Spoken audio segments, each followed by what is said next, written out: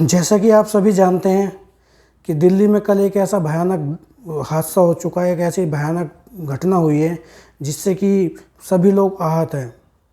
दिल्ली में आप सभी को पता है कि एक बिल्डिंग जो मुंड का इलाका है, मुंड के इलाके के रोहतक रोड पर एक बिल्डिंग में आग लग गई, जिसकी वजह से 27 लोगों की जलकर मृत्यु हो गई, जिंदा जलकर मृत्यु हो गई और 12 लोग अभी भी गंभीर रूप से घायल हैं और ये आंकड़ा और भी बढ़ सकता है। तो मैं अब आपको ये बताऊंगा कि उस बिल्डिंग में इतनी भयानक आग कैसे लगी और वो आग कैसे लगी और इतने लोग उसमें कैसे मर गए। तो मैं आप इस वीडियो में मेरे साथ एंड तक बने रहिए। मैं आपको सिलसिलेवार एक एक करके परत दर परत सारी बातों को बताऊंगा, किस तरह से उसमें आग लगी और इतने लोगों की मृत्यु कैसे हो गई।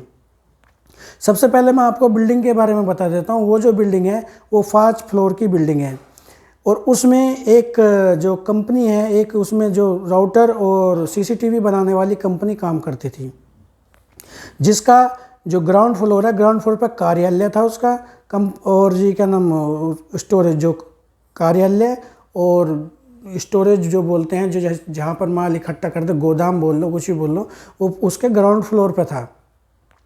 कंपनी का नाम था कोफे इम्पैक्स प्राइवेट लिमिटेड। और जो सेकंड फ्लोर था, सेकंड फ्लोर पर उनकी मीटिंगें चलती थी, मीटिंग रूम था, वहाँ पर बाहर से लोग आते थे, मीटिंग करते थे, वो मीटिंग का फ्लोर था पूरा। और बाकी के ऊपर के जो फ्लोर थे उन पर उसमें असेंबलिंग और उसकी जो प्रोडक्शन का काम चलता था और जो बाकी जो रॉ मटेरियल था उसका स्टोरेज था ऊपर की बिल्डिंग में। और सबसे ऊपर वाले जो फ्लोर था, 5th फ्लोर, उस पर एक परिवार उस पर रहता था, अपने परिवार के साथ एक व्यक्ति रहता था, उस पर पूरा परिवार था। कहने का मतलब ये है। अब मैं आपको बताऊंगा कि उसमें आग कहाँ से लगी बिल्डिंग में और किस तरह से इतनी बुरी तरह से फैल गई जिससे कि इतने लोगों की मौत होगी। बता दें, कल भी जैसे कि उसमें मीटिंग रूम था, उसमें बाहर से लोग आए हुए थे, उसमें मीटिंग चल रही थी कल भी। तो जो है आग वो फर्स्ट फ्लोर से स्टार्ट हुई, सॉरी ग्राउंड फ्लोर से। जो ग्राउंड फ्लोर में जो उनका कार्यालय और जो स्टोरेज था, गोदाम था, वहाँ से आग स्टार्ट हुई है और आग इतनी भयानक फैल गई जिससे कि वो तुरंत ही सेकंड फ्लोर तक पहुँच गई।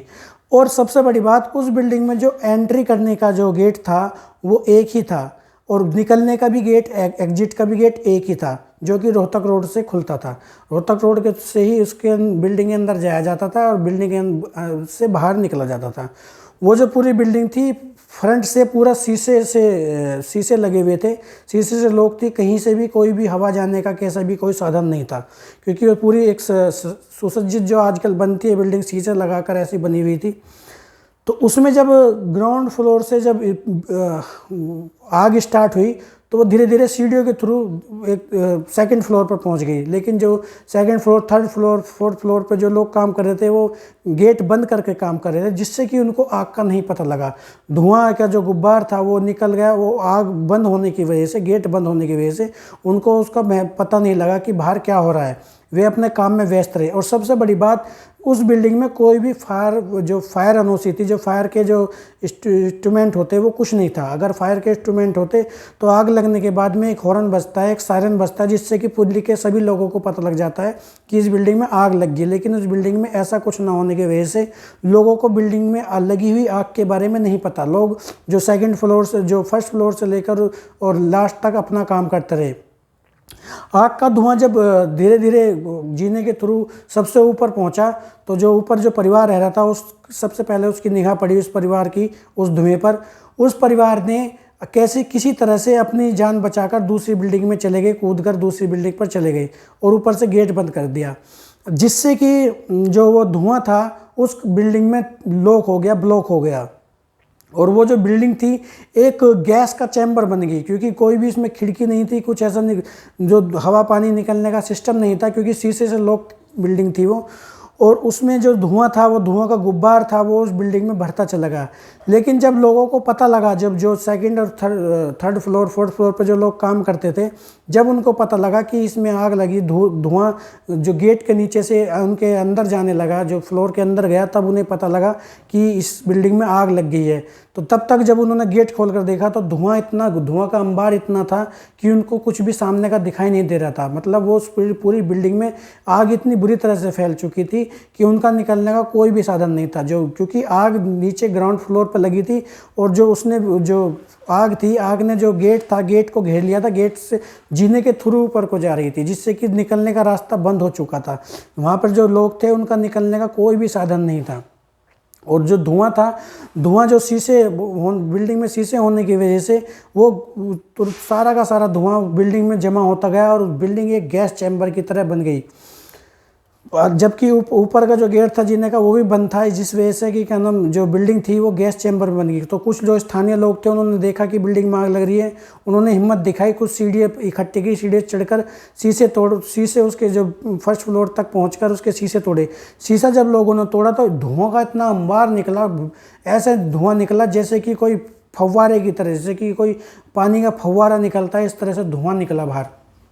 तो जिससे कि जो पूरी बिल्डिंग थी, कुछ लोगों की दम घुटने की वजह से वहीं मृत्यु होगी, कुछ लोग आग में जलकर मरे, लेकिन कुछ लोगों को दम घुटने की वजह से भाग नहीं पाए, वो वहीं बेहोश होकर गिर गए और आग ने उनको अपनी चपेट में ले लिया। अभी बता दें, जो एक व्यक्ति था उसने अपनी आप बीती बताई। उसमें क्या था कि उसकी बहन मुस्कान उसको सेकंड फ्लोर पर ही, फर्स्ट फ्लोर पर ही दिखाई दी, शीशे के पास खड़ी थी। उसने अपनी बहन को इशारा किया कि नीचे कूद जाओ, नीचे कूद जाओ, लेकिन शायद किस्मत को मंजूर नहीं था, उसने हिम्मत नहीं दिखाई, वो नीचे कूद नहीं पाया। और धीरे धीरे उस फ्लोर पे भी इतना धुआं फैल गया, इतना अंबार हो गया कि उसकी बहन दिखनी बंद हो गई।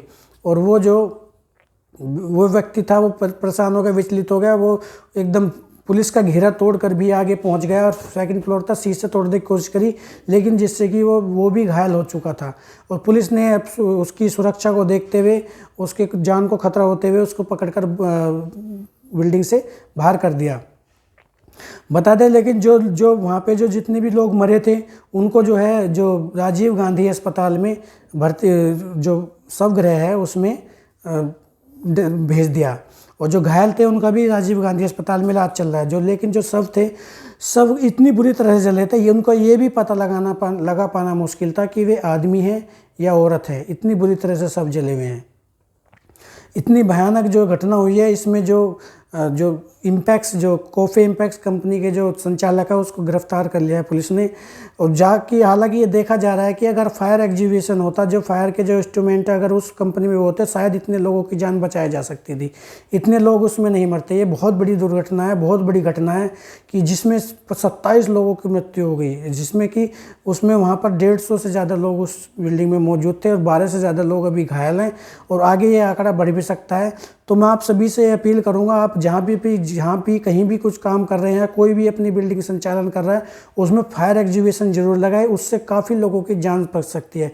आपका एक लालच, आपका एक थोड़ा से पैसों का लालच किसी की ज़िंदगियाँ ले सकता है। तो मैं आप लोगों से यही अपील करूंगा, फायर एग्जीबिशन पे बहुत ध्यान दीजिए, ये बहुत ही ज़रूरी है। शायद अगर उस बिल्डिंग में फायर एग्जीबिशन होता तो शायद उन लोगों की, जो इतने लोग मरे हैं, उनकी जान बच सकती थी। ये हादसा बहुत ही भयानक है, बहुत ही दर्दनाक है। तो आप लोगों को सभी से अपील है कि इस चीज़ पे ध्यान दीजिए। अपने जहाँ भी काम करें तो उस पर ध्यान दीजिए। मालिक को, जिस पर काम करें उसको अनुरोध करिए कि भैया फायर एग्जीबिशन लगाएं, तभी हम काम करेंगे, वरना नहीं करेंगे। और सबसे बड़ी बात एक और थी, वहाँ पे जो लोग काम करते थे, जो बताया जा रहा है सूत्रों के हिसाब से, जो पता लग पा रहा है कि वहाँ पे जो लोग, उन लोगों के मोबाइल जमा कर लिए जाते थे, जिसका भी एक कारण रहा कि लोग संपर्क नहीं कर पाए, एक दूसरे से को बता नहीं पाए कि क्या हुआ क्या नहीं, और जिसकी वजह से भी काफ़ी ये हादसा इतना बड़ा हो गया। तो मैं आप लोगों से यही बोलूँगा, अगर कोई मालिक, कोई बिल्डिंग का जो ओनर है, वो अगर नहीं आप इस पे ध्यान देता, तो जो वो लोग वहाँ पे काम कर रहे हैं, क्योंकि जान उन्हीं की कीमती है, जान उन्हीं की जाएगी, तो वो लोग थोड़ा ध्यान दें, अपने ओनर से अपील करें, बोलें कि भैया इसमें फायर एग्जीबिशन लगाए, तभी हम काम करेंगे, वरना नहीं करेंगे। अगर कोई भी व्यक्ति इसमें काम नहीं करेगा तो उसको मजबूरी में फायर एग्जीबिशन लगाना पड़ेगा। तो आप सतर्क रहिए, खुश रहिए, आबाद रहिए, अपने घर में सुरक्षित रहिए और इस तरह की घटनाओं को रोकने के लिए सतर्क रहिए और इसके ऊपर आवाज़ उठाइए।